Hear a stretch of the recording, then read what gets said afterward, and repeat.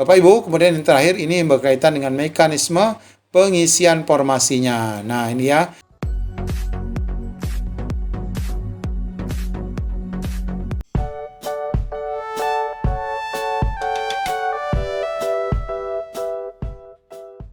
Assalamualaikum warahmatullahi wabarakatuh. Apa kabar Bapak Ibu semuanya?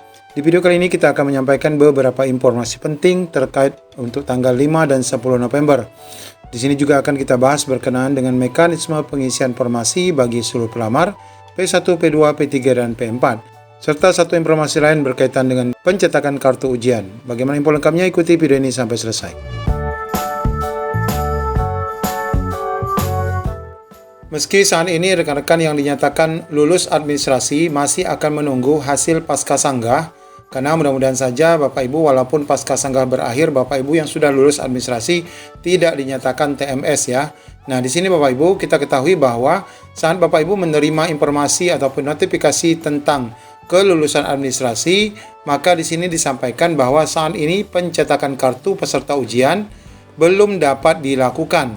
Harap login kembali saat masa sanggah dan verifikasi sanggah berakhir untuk pencetakan kartu peserta ujian.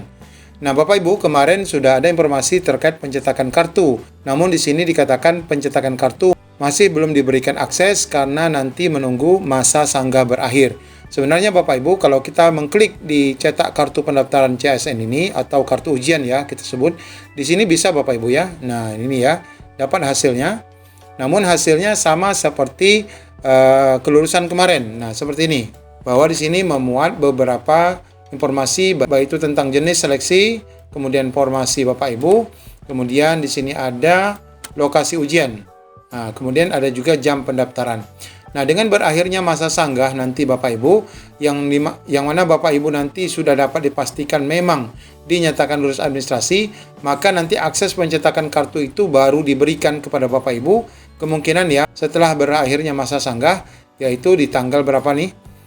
Tanggal 1 dan tanggal 4 November ya, setidak-tidaknya menjelang pengumuman daftar peserta, waktu dan tempat seleksi kompetensi, ini Bapak Ibu bisa mencetak kartu.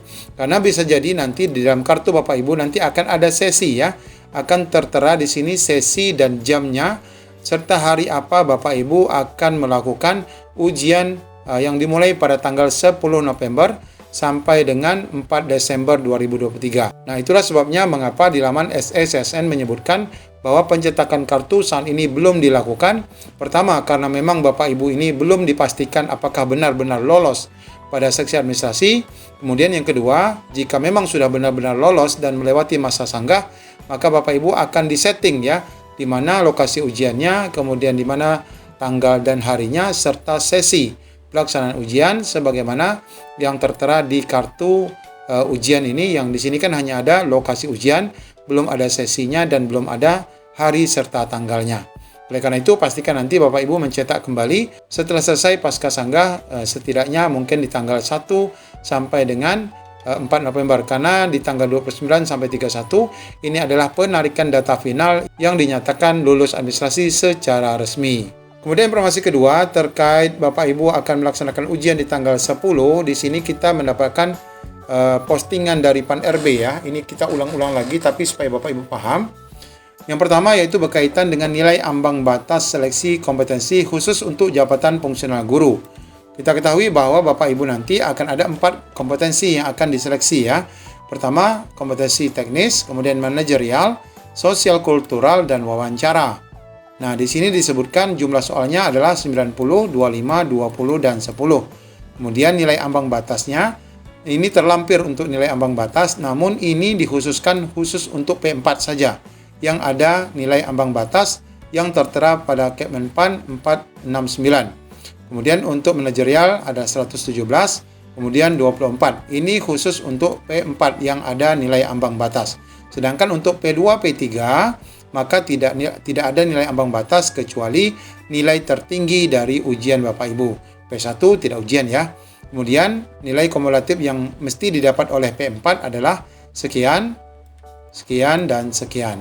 Kemudian untuk pembobotan nilainya, bagi Bapak Ibu pelamar khusus, pelamar umum dulu ya, pelamar umum yang P4, ini nanti jenis soalnya untuk pembobotan nilai itu ada betul salah ya, ada benar dan salah.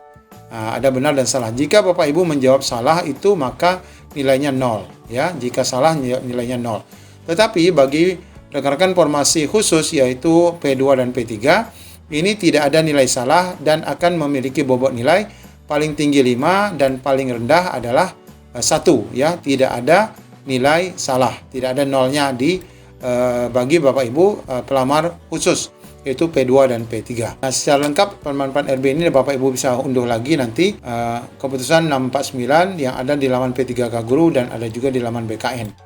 Kemudian masalah materi soal ini juga dijelaskan kembali, khususnya ini untuk kompetensi teknis bidang ini adalah untuk P4 ya. Sedangkan untuk yang P2, P3 adalah situasi ataupun penilaian kinerja sederhana ya. Penilaian kerja sederhana Bapak Ibu. Kemudian untuk manajerial dan sosiokultural ini sama, yaitu berkaitan dengan pertama adalah kepekaan terhadap keberagaman, kemampuan berhubungan sosial, kepekaan terhadap pentingnya persatuan dan empati. Ini untuk sosial kultural. Kemudian untuk manajerial adalah meliputi komitmen, kemampuan dan perilaku individu dalam berorganisasi yang dapat diamati dan diukur, meliputi kompetensi integritas, kemudian kerjasama, komunikasi dan lain-lain. Kemudian wawancara ini adalah untuk informasi non-kognitif saja, menilai integritas dan moralitas meliputi beberapa aspek yaitu kejujuran, komitmen, keadilan, etika dan kepatuhan. Nah, ini adalah materi-materi tes yang kita ulang lagi supaya Bapak Ibu lebih paham. Kemudian di bagian bawah adalah kriteria pelamar. Ini sudah kita pahami bahwa ada pelamar khusus ya yang P1. Ini nilainya sudah diambil dari yang tahun 2021. Kemudian THK2, kemudian non-ASN yang masa kerjanya minimal 3 tahun ya. Kemudian untuk pelamar umum adalah PPG dan non-ASN yang terdaftar di Dapodik yang intinya adalah kurang dari 2 tahun. Bapak Ibu, kemudian yang terakhir ini berkaitan dengan mekanisme pengisian formasinya. Nah, ini ya, kita ketahui untuk rekan-rekan formasi khusus ini dengan seleksi CAT ya, semuanya dengan seleksi CAT. Namun formasi khusus P1 nilai kelulusannya diambil dari tahun 2021. Kemudian untuk yang ujian hanya P2, P3 di mana kelulusannya berdasarkan peringkat terbaik tanpa nilai ambang batas ya, khusus P2 dan P3. Sedangkan untuk formasi umum juga menggunakan CAT, kelulusan berdasarkan nilai ambang batas dan juga berperingkat terbaik. Kemudian komposisi alokasi formasi sebagaimana sudah kita ketahui pasti akan didahului dulu adalah pelamar prioritas P1, kemudian selanjutnya P2, kemudian P3 dan pelamar umum. Nah, bagi Bapak Ibu yang sudah berhasil resum dan mendapatkan formasi saat ini, nah itu formasi belum menjadi hak milik ya. Bapak Ibu pasti juga akan dites dulu.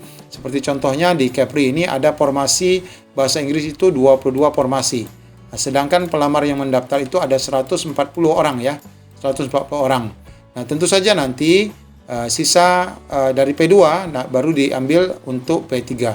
Sedangkan P4 sepertinya memang tidak mendapatkan lagi karena sudah habis diambil oleh P2 dan P3. Demikian Bapak Ibu informasi yang dapat kami sampaikan. Assalamualaikum warahmatullahi wabarakatuh.